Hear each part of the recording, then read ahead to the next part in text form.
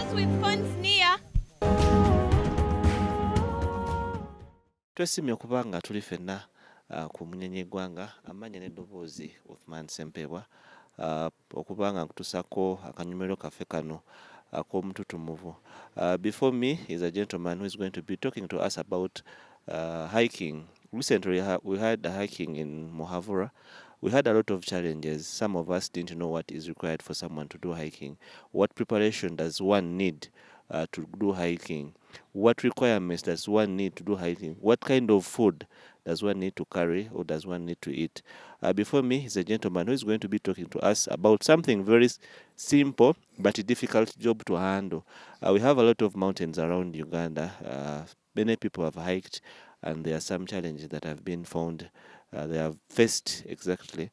But we want to teach people how they can prepare themselves before hiking.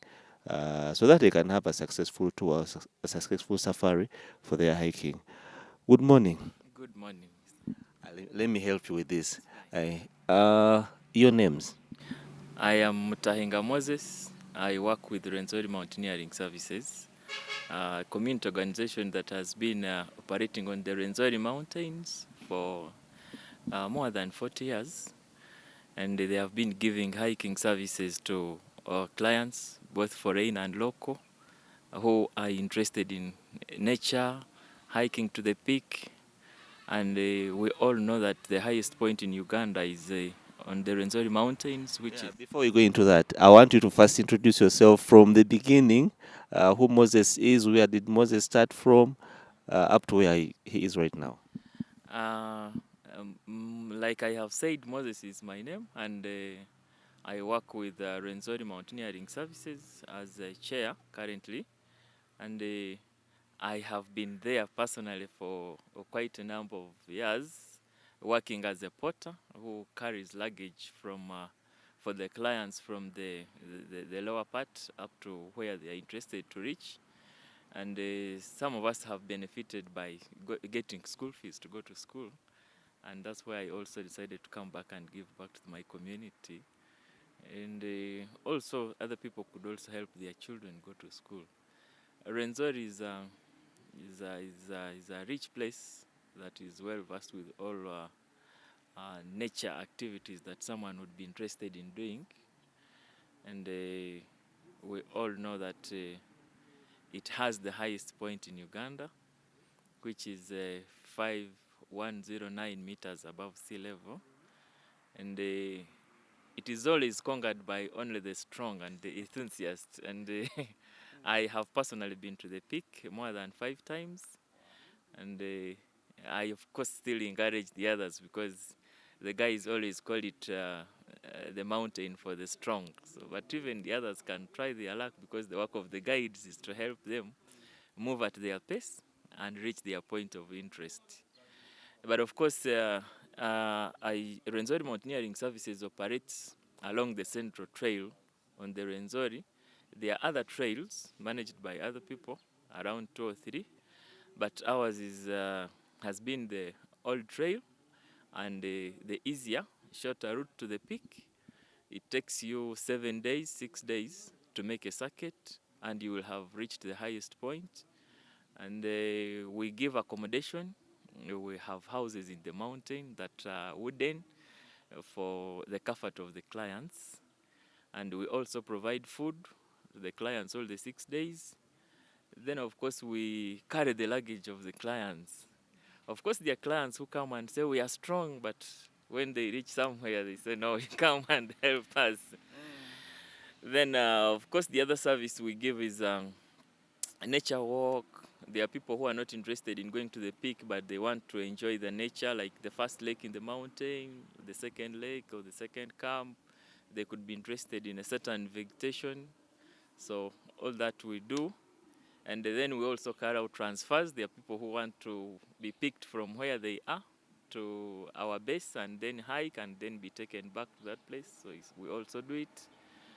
And we still encourage very many Ugandans to embrace the hiking because a bigger number, close to 70% of the clients we receive are foreigners. So it means the 30% is still very small for people to come and explore the Rwenzori around them.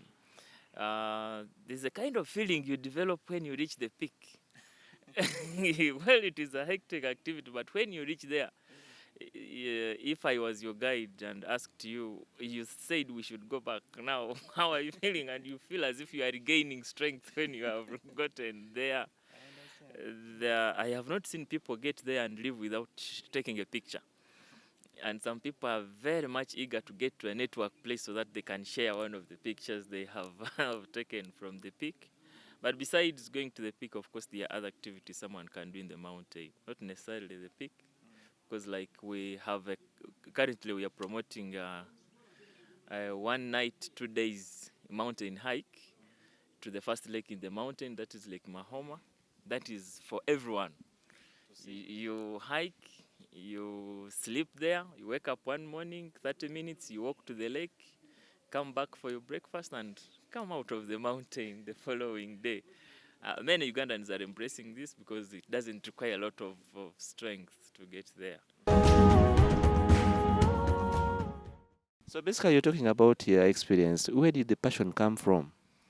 Of course, from my elders, brothers, fathers, and some grandparents. They have been there, and they have been doing this work. Partly my school fees also was gotten from there.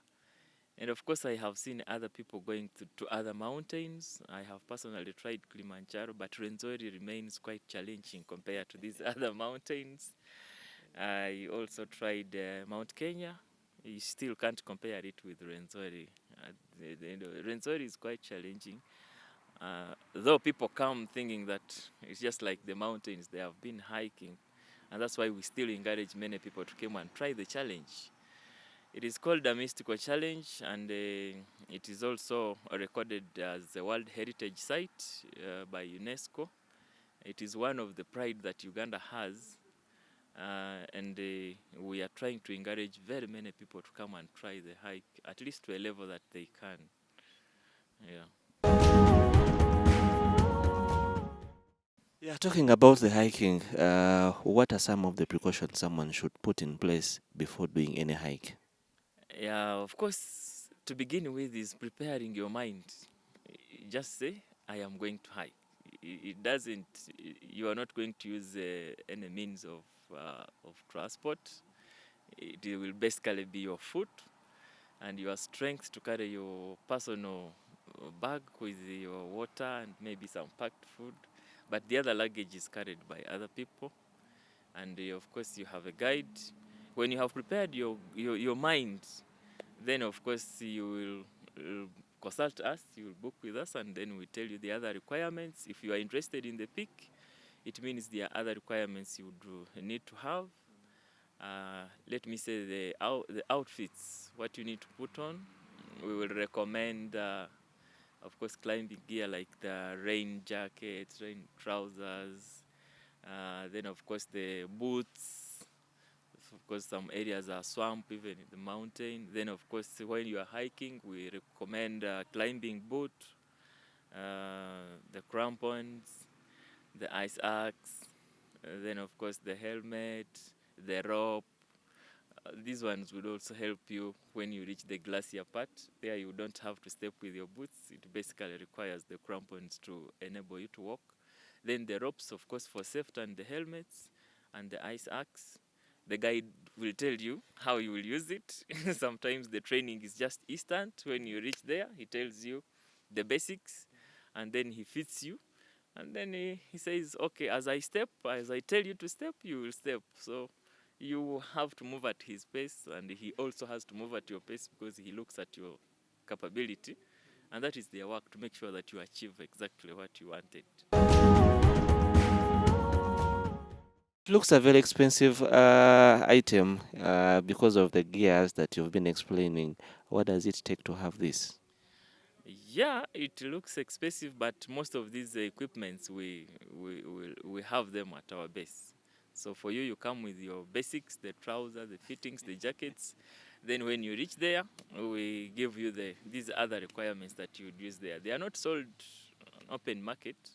We also get them from the clients who come from foreign countries. Sometimes we order them, sometimes others leave what they have used. And that's how we normally get. But you can't move around and get them. Yeah, because I was about to ask you that what if I have my own equipment, which I think that can hold me? Do you ask me to go with mine, or you just give me what you have? Or you could be having, but we also have to first assess it. Not every equipment would be good. Yeah, of course, our guides have the expertise. They look at your equipment, they assess, they say, yeah, this one is fit to be used. Because your safety is very key in the mountain, though you are going for adventure, but of course you need to come out when you are also safe. Then of course the other requirements is, I talked about the warm jacket, then the sleeping bag. You have had it, of course, it also varies with the temperatures you will be at up there. And then some other changing clothes, like sports, you're going for sports, so that is it. Yeah, what about the food? The food we provide as Rwenzori Mountaineering Services, we have trained cooks, but basically we prepare the food in the interest of the clients. When they book with us, we also share with them the food they like, so that when we make our menu, it is in their favor, not in our favor. That's what happens. There are others who say we first give them our menu so that they can select. We also give them that choice. Yeah, we have people who want to hike, but they have phobia for high altitudes or something like that. How do you manage this? Yes, there are specific areas we would recommend people to go to. Like I have told you, there is 1 night, 2 days. That is for those who don't want to hike so much. And of course, there are also those ones who still have the zeal to go up to the highest point.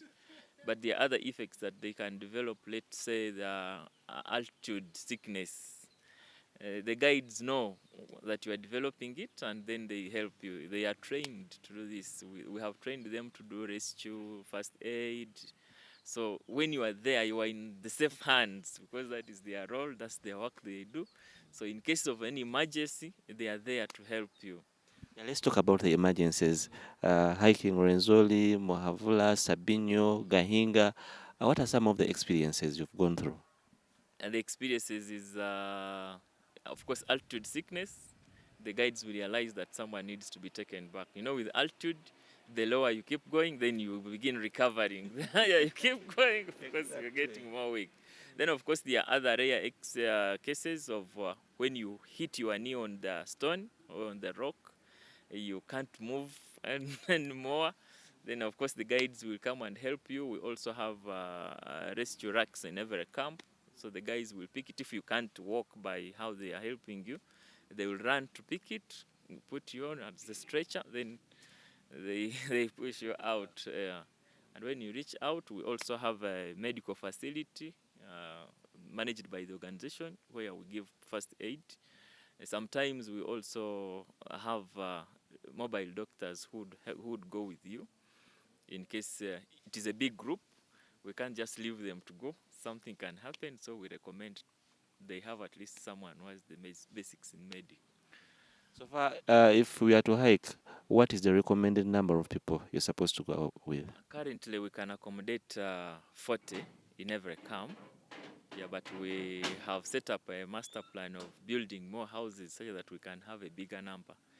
The reason we restricted to 40 is, of course, the impact of the people on the environment is also very key. So while we are trying the hiking, but we also have to consider the nature, and we see how we conserve it. Because if there are very many people, let's say at the snow at the glacier, when you go there, you will see that their impact has been felt. Everyone stepping there. Supposing we have bad weather, uh, just abruptly like that, how do you manage to rescue these people? Bad weather in terms of rain, Rains, clouds, clouds. snow Well, in the moving. mountain, rain is Rwenzori is also known for rain. So when you are coming, we tell you please have an umbrella and a jacket. That one doesn't have to stop us from going. Whether it is raining 24/7 We wake up, take your tea, we prepare you, and you set off. The guides and porters are ready to do that work because it's part of of our work. We even tell you before you begin that anywhere, anytime it will rain, so that you are ready, that when it rains, you're not scared. But it doesn't stop us from moving, and sometimes when you're walking, you're warm. It is only cold when you reach somewhere and you sit, and then of course it's like any place. But when you're walking, you will enjoy even the natural water in the Rwenzori. You will no longer like to take these other waters. You want a cup and you want to take the natural, real water. That's the experience that you will have up there. The rain is okay. The clouds, they can cover, but of course your guide sees role to make sure that you all move at the same pace, and the trail is very clear. So you move together. The clouds and rain does not stop them from moving. Let's talk about Rwenzori. What are some of the packages and how do you package these activities? Of course, we have a series of products, and these products range from those who are interested in the peak. Then, of course, there are rock climbers, those who are not basically interested in the snow and the rest. For them, they are interested in the rocks. So they can go there. Then we have guides who will help them do that. Then there are those interested in the animals.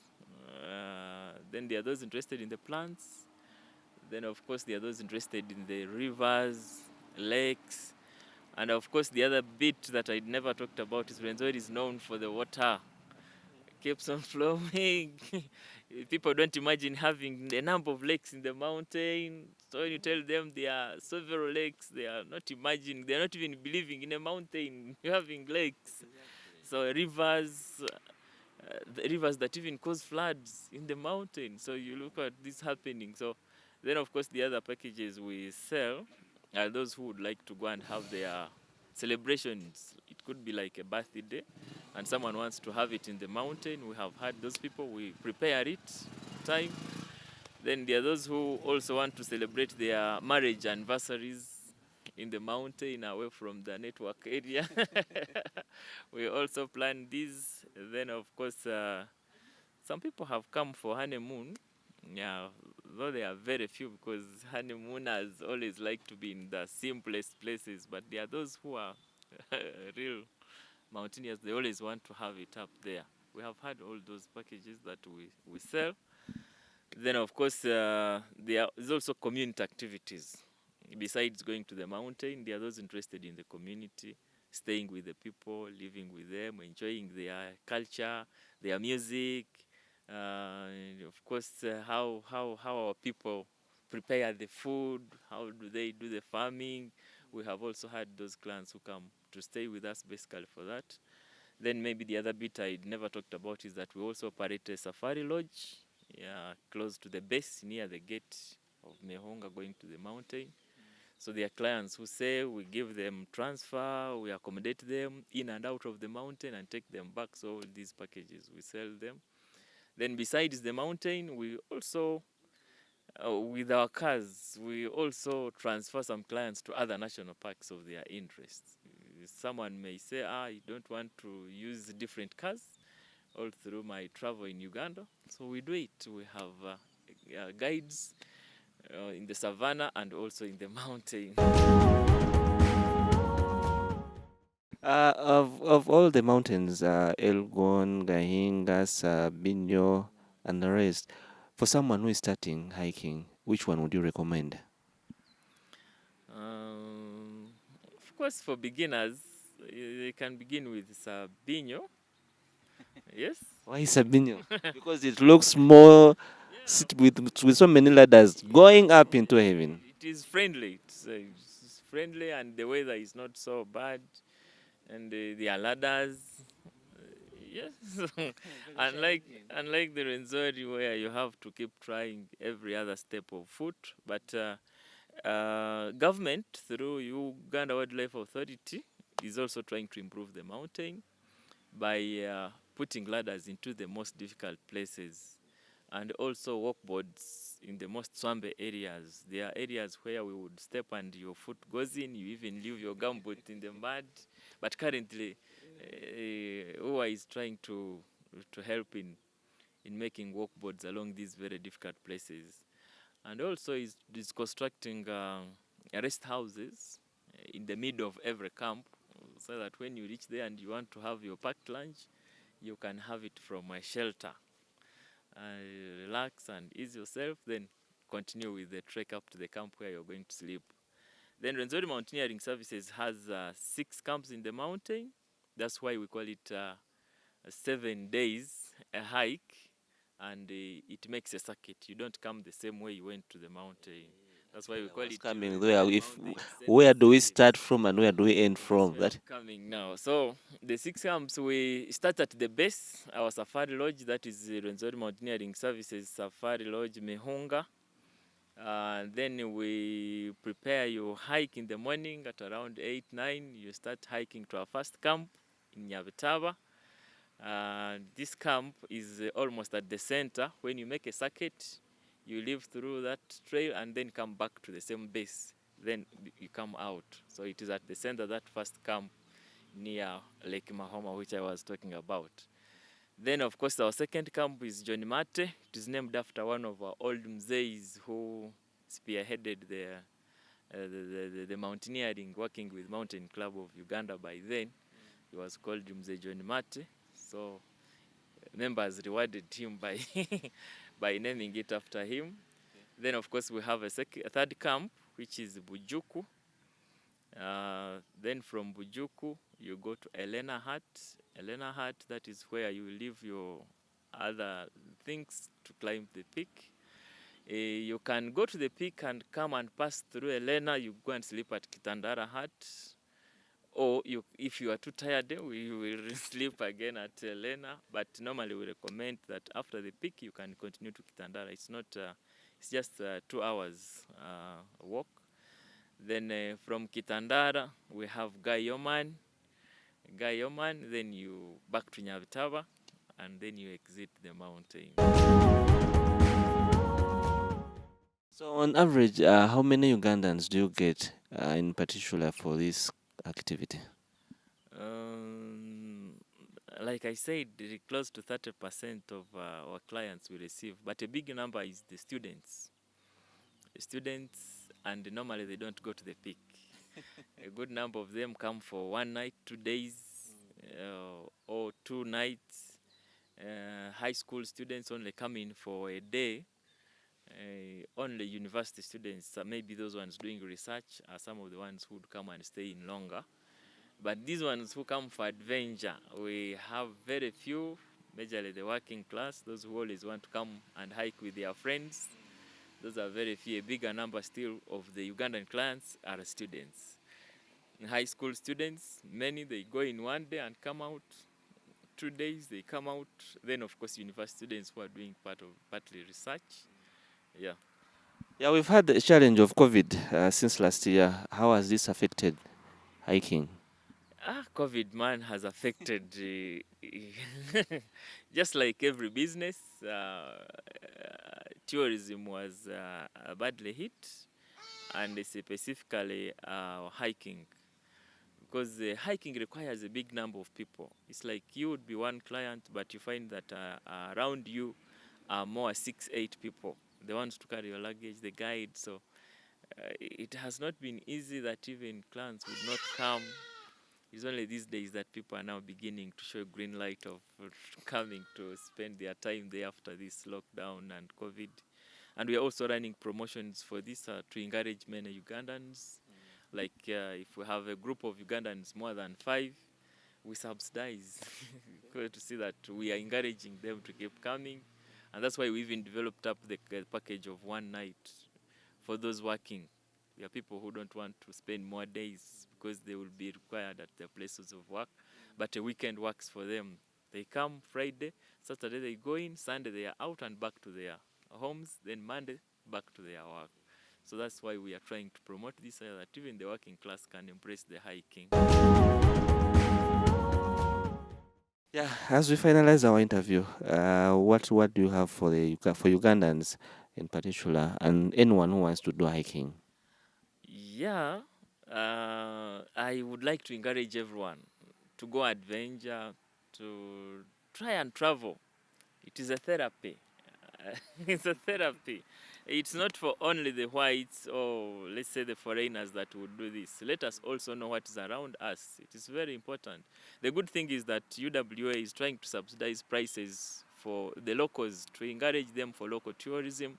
So besides going for game drives, besides going for places where you would use bikes or you would use vehicles, you'd use try and use your body and come and try a hike. One day can still work. So it would be more interesting to have very many Ugandans flop to Rwenzori and are planning to hike and come and experience and share what you surely found in the Rwenzori.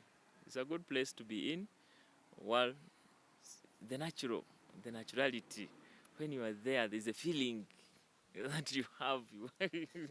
Even the water you drink, even the food you will eat after hard work. So there's that feeling that someone needs to come and experience in the Rwenzori. Of course, people have tried the game drives, but you can still try the one that doesn't require you to have a car around you. Yes, Just walking you're around. walking around. People have moved to national parks where there's lots of network. You're still busy on phone, but come and try this where the situation will force you to be off from phone. Hey, time out, time to relax. So when you come out, you have refreshed. Yes, that's what I do and encourage very many people, whether you're working, whether student, whether what, please reach out to us. Reach out to us. We have a website, RwenzoriMountaineeringServices.com.